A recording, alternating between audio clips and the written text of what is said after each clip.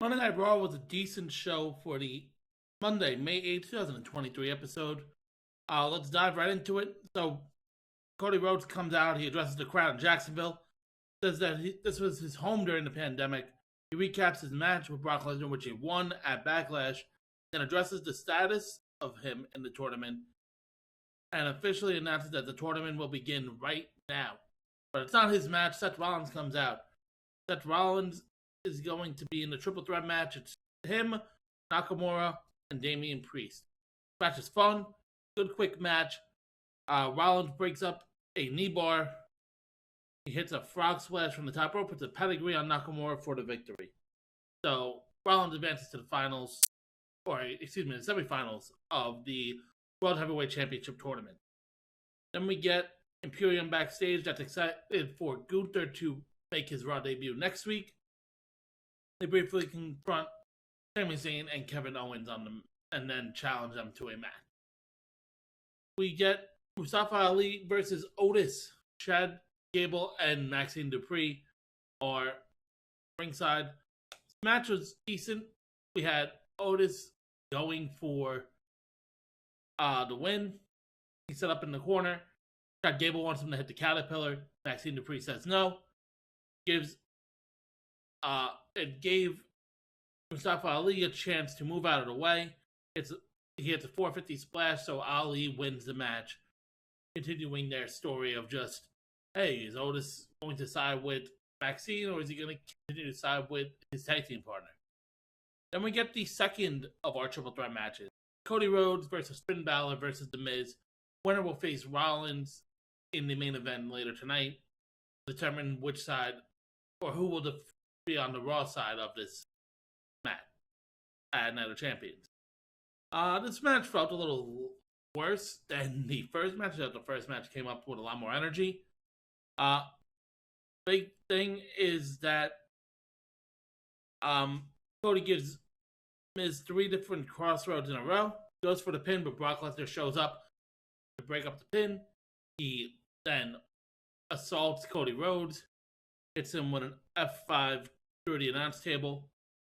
Finn Balor comes up, he hits coup de grace on The Miz, pins him for the victory. So it's Seth Rollins versus Finn Balor in the main event to determine who will go for the Raw side of the bracket and then a champion. After the match, Brock Lesnar challenges Cody Rhodes to a fight at Night of Champions. That's not a championship match, so I don't know what they're going to be doing on Night of Champions. Obviously, it has nothing to do with championship of any kind. Then we get Rhea Ripley versus Dana Brooke. Dominic Mysterio is ringside with her. Ripley. Ripley gets a decisive win. Ripley hits the Riptide and then the Eradicator submission. She gets the tap out, keeps it on. Natalya, who does not come out any faster than what she wanted to. She just walks as Dana Brooke is in this Eradicator submission and has a stare down. So it looks like we're going to be having Rhea Ripley versus Natalya as a title program. Don't sign me up for that. That sounds just boring. We get Zoe Starks being interviewed backstage. She challenges Nikki Cross to a match. Then we get Kevin Owens and Sami Zayn versus Ludwig Kaiser and Giovanni Vinci in a tag team match. Non-title, of course. Imperium gets the advantage. This match was okay. Really, Owens hits a swanton for a near fall. Kaiser and Vinci hit a high-low on the outside on the apron. Imperium goes for their finisher, but Kevin counters it. He hits the center. Sami Zayn tags himself in. Owens goes and hits him with a cannonball. And Sami Zayn immediately follows with a haluva kick, gets the pin, so the champions win. Makes sense. Then we get Zoe Stark versus Nikki Cross. This is the first time we've seen Zoe Stark on main roster television. She gets a strong win. She hits a modified Arabian press.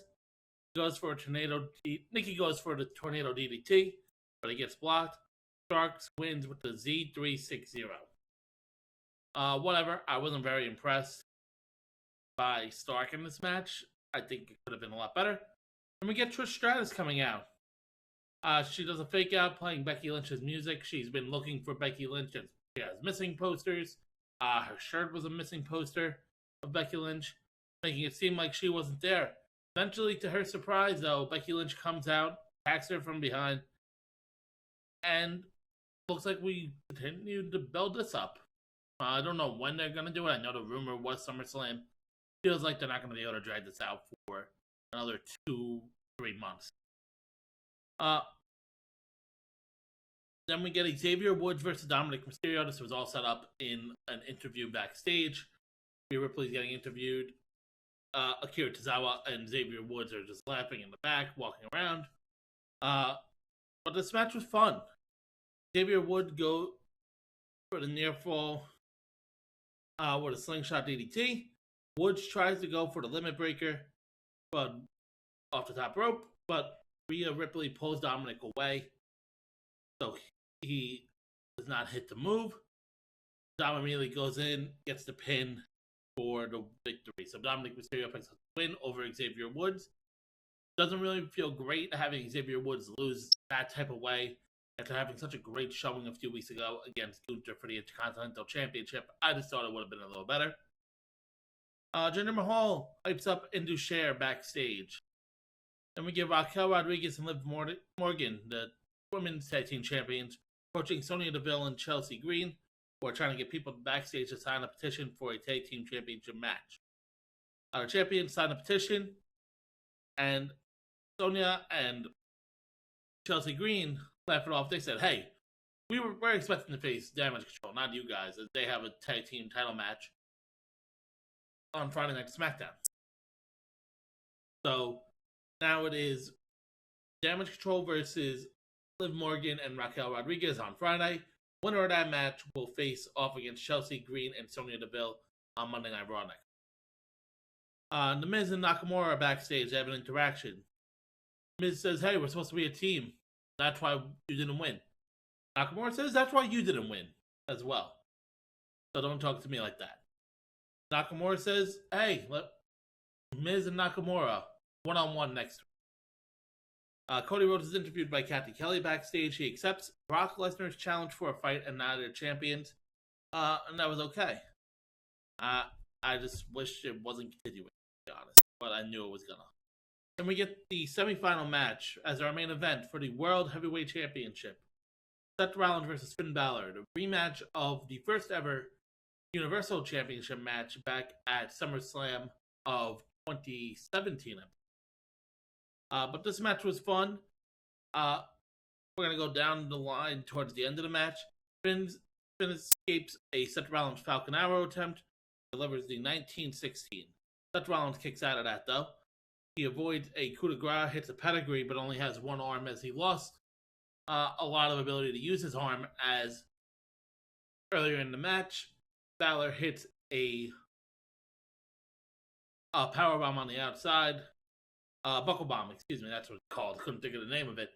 He hits a buckle bomb on the outside, reminiscent of when Rollins hit it on him in that Universal title match, and that caused Finn Balor to relinquish the title before his reign even started. But so Rollins hits the one-arm pedigree. Balor kicks out because it wasn't as effective. Balor then avoids a curb stomp, but gets an inverted curb stomp, so he's just getting stomped on in the face. And then after the inverted one, Rollins hits a regular curb stomp for the win. So Seth Rollins advances to the finals of the World Heavyweight Championship tournament. You're going to have to see who he's going to face on the SmackDown side, as on SmackDown they're going to also have this tournament where 2 triple threat matches, the winners face off against each other on that show to determine who will face Seth Rollins in the championship match at Night of Champions. Again, the show was okay. I just thought it would be a little bit better. Tell me what you guys think in the comments below. Leave a like, subscribe if you have not already. I will see you guys in the next one.